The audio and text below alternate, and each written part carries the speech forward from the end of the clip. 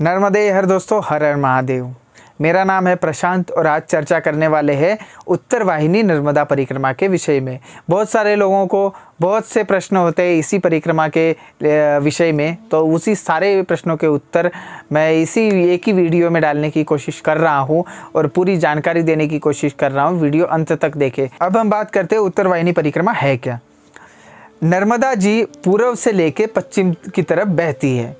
इसी बीच में वो ऐसे मोड़ लेते हुए जहाँ जहाँ जाती है, वहाँ पे मोड़ लेते वक्त जो जिस टाइम वो उत्तर की तरफ मुख करके बहती है, उसी पार्ट को उत्तर वाहिनी बोला जाता है मैया को। अब मोड़ लेते वक्त ऐसे ऐसे मोड़ लेगी ना जब, तब जहाँ ऊपर की तरफ जाएंगे तब वो उत्तर वाहिनी हो जाते हैं।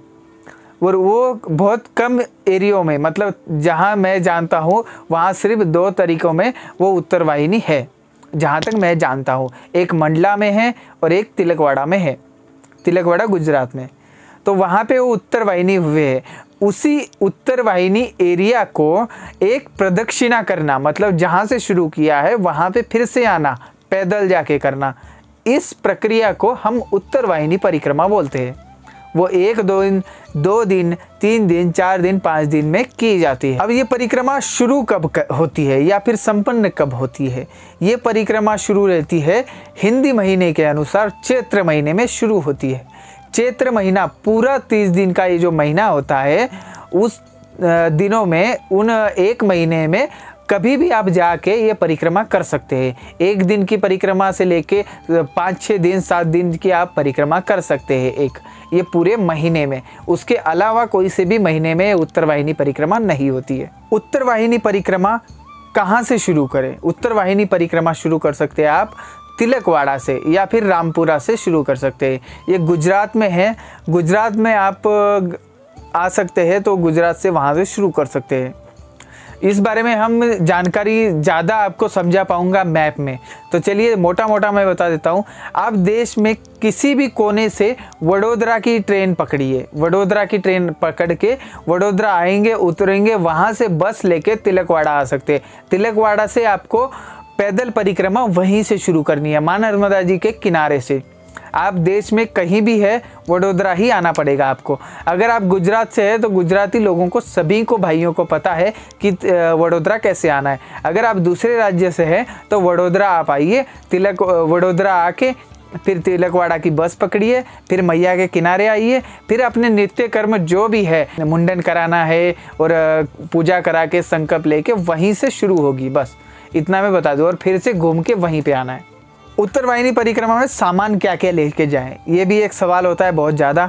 सामान देखिए, आप परिक्रमा कितने दिन की करती है इस पे डिपेंड करेगा। अगर आप 2 दिन की करते हैं तो ज़्यादा सामान नहीं लगेगा।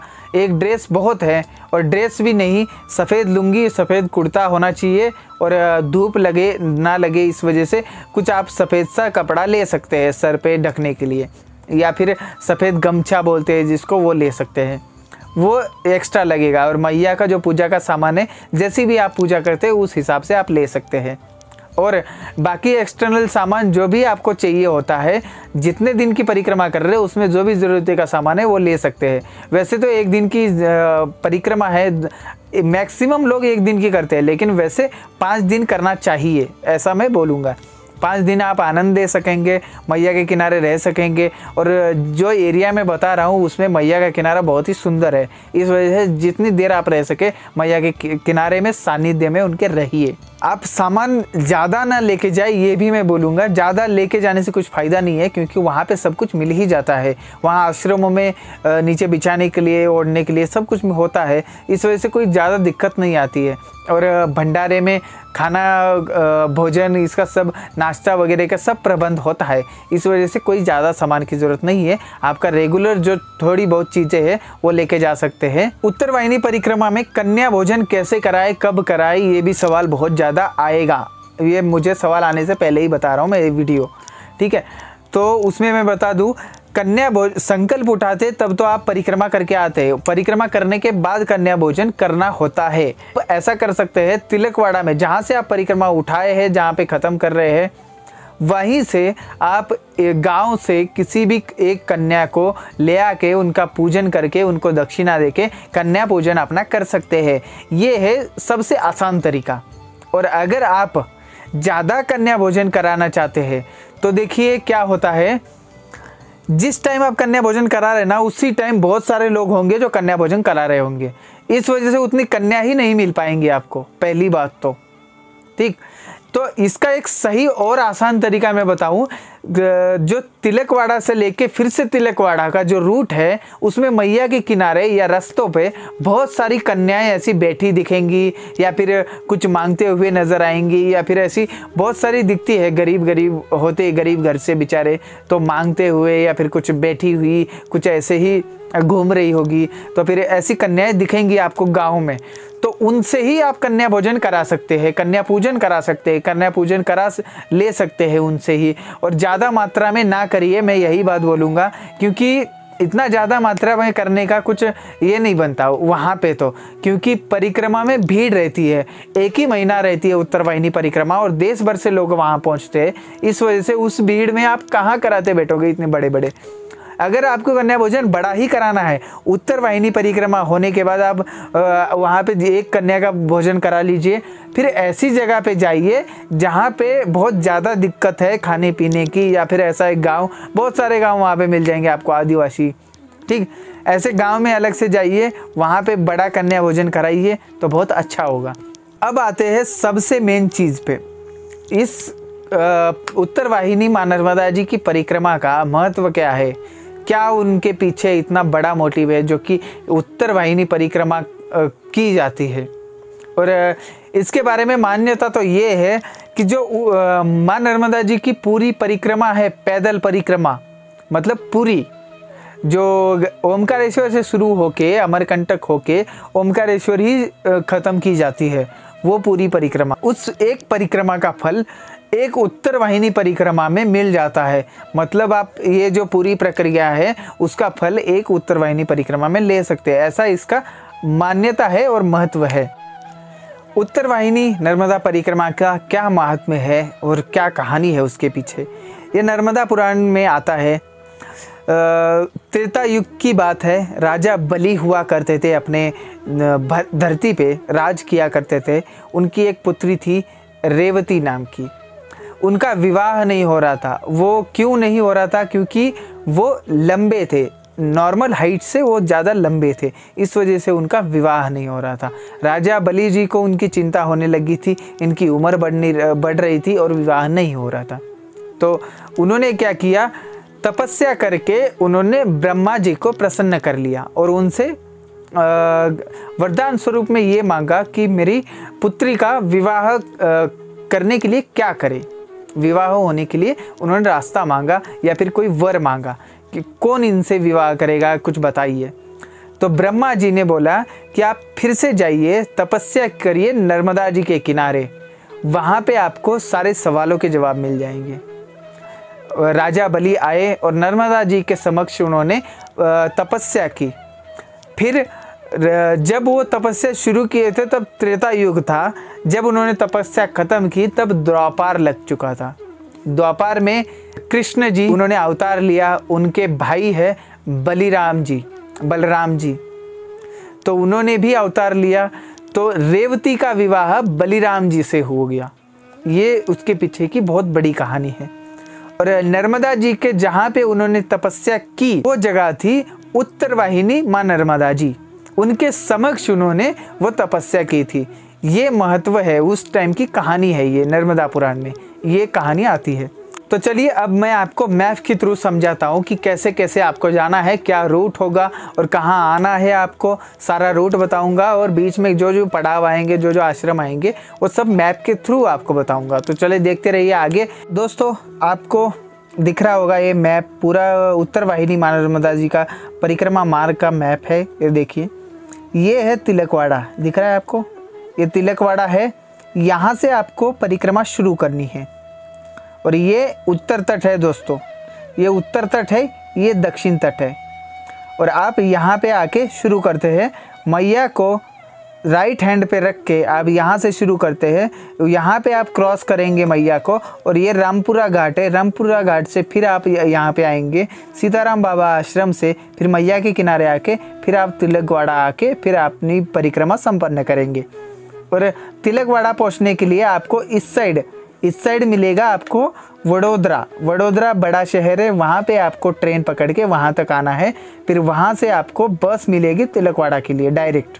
वहाँ पे आप आके आराम से वासुदेव कुटीर, यहाँ पे आश्रम देखिए वासुदेव कुटीर, यहाँ पे आश्रम है वासुदेव कुटीर। वहाँ पे आप रुक सकते हैं रात भर के लिए। वहाँ से आप सुबह परिक्रमा शुरू कर सकते हैं।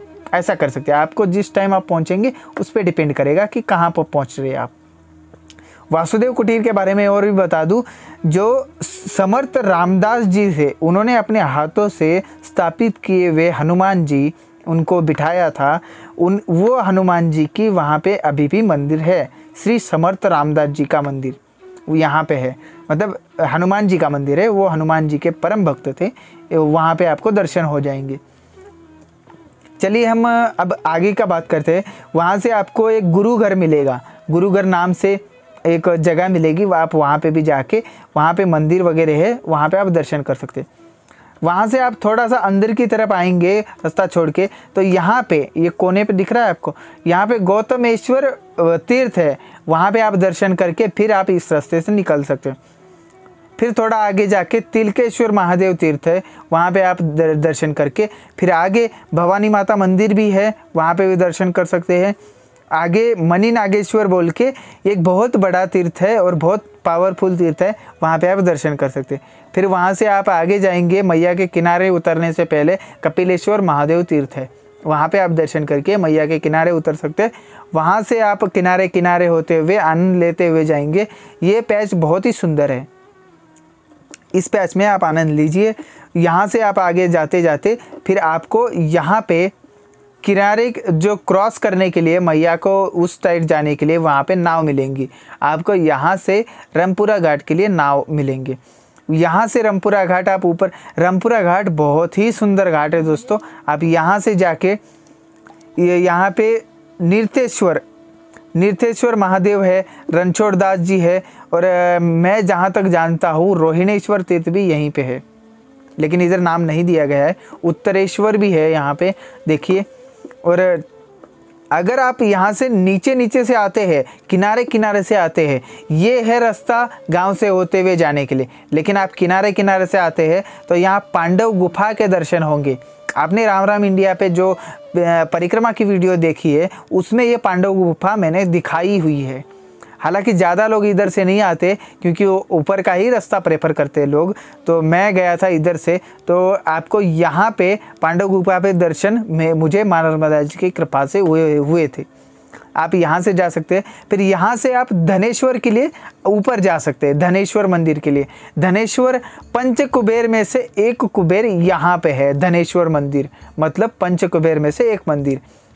वहाँ पे ही आपको कम से कम 3-4 तीर्थों के दर्शन एक साथ मिल जाएंगे। उनकी अलग अलग कहानी है। आप राम इंडिया पे परिक्रमा की पूरी वीडियो देखिए, उसमें सब मैंने बताया हुआ है उनकी कहानी, और दर्शन भी कराए हुए आप देख सकते हैं। और फिर आप आगे चलेंगे तो आप मंगरोल गांव है यहाँ पे, ये देखिए मंगरोल सेवा मंडल यहाँ पे, और ये है राजपूत सेवा मंडल। ये आश्रमों का ठिकाना है दोस्तों, यहाँ पे आपको विश्राम के लिए मिल जाएगा। मंगरोल गांव में आप मंगलेश्वर जी के दर्शन कर सकते हैं। यहाँ पे मंगलेश्वर जी की आप तीर्थ है वो मंगलेश्वर तीर्थ, आप मंगरोल गांव में ही मिलेगा। सड़क के किनारे है, राइट हैंड पे है दोस्तों वो, ठीक है। आप राइट हैंड पे थोड़ा सा ऊपर जाएंगे तो वहाँ पे मंगलेश्वर जी का बहुत अच्छा मंदिर दिखेगा, और मंदिर बहुत सुंदर है। मुझे आज भी याद आता है, वो ज़मीन के लेवल से थोड़ा नीचे है शिवलिंग, बहुत सुंदर शिवलिंग है। आप यहाँ पे जाके दर्शन कर सकते हैं। फिर आप मंगरोल गांव से आगे बढ़ते बढ़ते तपोवन आश्रम आएगा। तपोवन आश्रम आप बहुत सुंदर आश्रम है, बड़ा आश्रम है। आप वहाँ पे जाके सेवा का आनंद ले सकते हैं, वहाँ पे भी सेवा होती है। फिर आगे मारुति मंदिर आएगा। मारुति मंदिर के बाद में फिर आपको बताया जाएगा रामानंद आश्रम जाइए, ये रामानंद आश्रम है। लेकिन रामानंद आश्रम जाने से पहले ही उसी उसी गली समझ लीजिए। रामानंद आश्रम उनके बाद में है। गोपालेश्वर महादेव आपको राइट हैंड पे अंदर जाके एक प्राइवेट प्रॉपर्टी जैसा आपको लगेगा, लेकिन वो प्राइवेट प्रॉपर्टी नहीं है। वहाँ पे जाके गोपालेश्वर महादेव तीर्थ है, वो तीर्थ स्थल है जो गाय कपिला गाय जी का है शायद वो। मैंने उसके बारे में कहानी भी बताई है, सब कुछ बताया है। वो एक गाय ने बनाया था शिवलिंग पे दूध अपना प्रवाहित करके, तो वो गोपालेश्वर महादेव तीर्थ वहाँ पे आपको देखने को मिलेगा और उसके दर्शन होंगे। रामानंद आश्रम से पहले ही मिलेगा। फिर आप गोपालेश्वर महादेव जी के दर्शन करने के बाद रामानंद आश्रम पहुँचिए। रामानंद आश्रम में एक बहुत अच्छी बात है, वहाँ पे पारद शिवलिंग के आपको दर्शन हो जाएंगे। पारे के शिवलिंग है, जो शिवलिंग में से उत्तम शिवलिंग है, उन्हीं के दर्शन आपको हो जाएंगे। वहाँ से आप दर्शन करके आगे की तरफ जाएंगे, सीताराम बाबा आश्रम मिलेगा। वहाँ से होते हुए आप फिर से मैया के किनारे उतर जाएंगे। मैया के किनारे फिर वहाँ पे आपको स्नान वगैरह के लिए बोला जाएगा। फिर आप वहाँ से स्नान वगैरह करके, या फिर नहीं कर सकते तो फिर आप इस साइड आ सकते हैं। वहाँ से क्रॉस करके वहाँ नाव लगी होंगी, फिर इस साइड आके फिर से आप तिलकवाड़ा आते हैं। तिलकवाड़ा आके आप संपन्न कर सकते हैं अपनी पूरी परिक्रमा, ये नर्मदा परिक्रमा। फिर वहाँ से स्नान करके पूजा करके आप यहाँ पे कढ़ाई लगा सकते हैं। छोटी सी कढ़ाई लगा दीजिए, प्रसाद बांट दीजिए, वो आपकी पूरी हो जाएगी। फिर कन्या पूजन करने के लिए कोई गांव की कन्या बुला लीजिए और कन्या पूजन और कन्या भोजन कर दीजिए। ये आपकी हो गई पूरी प्रक्रिया मैया की परिक्रमा की। आपको तिलकवाड़ा तक कैसे पहुंचना है ये भी बता दिया था मैंने, फिर से एक बार बता देता हूं। आप देश के किसी भी राज्य से वडोदरा के लिए ट्रेन पकड़िए, वडोदरा आइए, फिर वडोदरा से आपको तिलकवाड़ा के लिए बस पकड़नी है। आप तिलकवाड़ा डायरेक्ट बस है, वहां से आप आराम से यहाँ पे पहुँच सकते हैं। फिर यहाँ से अपनी परिक्रमा शुरू कर सकते हैं। तो दोस्तों, आपको पूरा नक्शे के साथ मैंने बता दी है पूरी जानकारी। और जो भी सवाल होंगे, अगर आपके नए कुछ सवाल है, नई जानकारी आपको समझ में आ रही, तो आप कमेंट में ज़रूर लिख सकते हैं। मैं उसके सवाल के आंसर्स देने की कोशिश करूंगा। उत्तर बिल्कुल अगली वीडियो में आपको दे सकता हूं। और लाइव जब हो तब आप लाइव जुड़ने की कोशिश करिए। लाइव जुड़ने से क्या होगा, आपको उत्तर उसका उसी टाइम दे दूंगा मैं पढ़ के।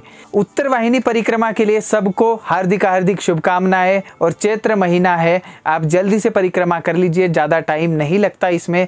4-5 दिन की परिक्रमा, 1 दिन की परिक्रमा, जितनी कर सकते हैं आप करिए। आनंद लीजिए मैया के परिक्रमा का। और नव वर्ष की हार्दिक हार्दिक शुभकामनाएं सभी को। राम इंडिया चैनल कैसा लगता है आपको कमेंट में ज़रूर लिखिए। कुछ सुझाव होंगे तो भी लिखिए, कुछ प्रश्न होंगे तो भी पूछिए, मैं जवाब देने की कोशिश करूँगा। और राम इंडिया चैनल को सब्सक्राइब ज़रूर करिए, ऐसी नई नई जानकारियाँ आपको मिलती रहेंगी। आज के लिए इतना ही। नर्मदे हर हर महादेव।